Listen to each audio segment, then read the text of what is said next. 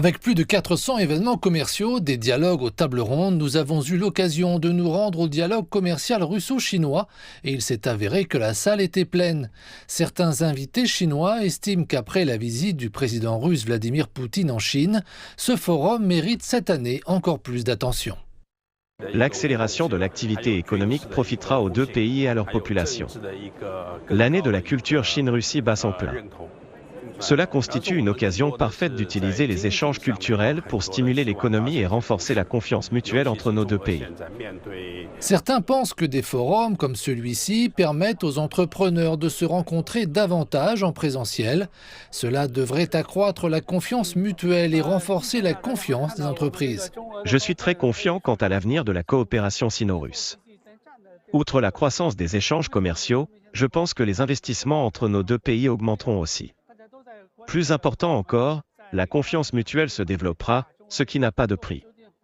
Au départ, de nombreuses entreprises chinoises ne connaissaient pas grand-chose de la Russie, mais une fois sur place, elles se rendent compte que ce pays est complètement différent de ce dont elles avaient entendu parler ou imaginer. Malgré des défis, le commerce entre la Chine et la Russie continuera à se développer. Nous avons également évoqué avec les représentants russes présents leur vision des relations bilatérales. La coopération entre nos pays est aujourd'hui au plus haut niveau.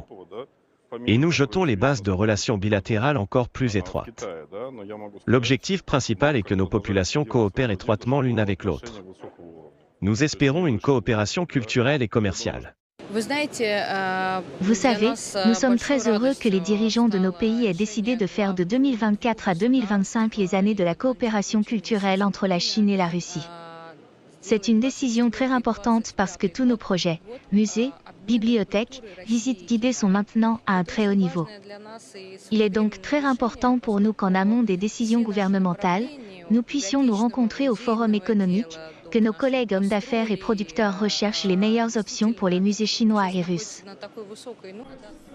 D'après les données, en 2023, le commerce bilatéral a atteint 240 milliards 100 millions de dollars, atteignant plus tôt que prévu l'objectif fixé à 200 milliards de dollars. Au-delà du commerce, davantage d'échanges culturels ont lieu entre les deux pays. Autant de signes considérés par beaucoup comme optimistes de la forte résilience des liens bilatéraux dans le contexte d'un marché mondial incertain.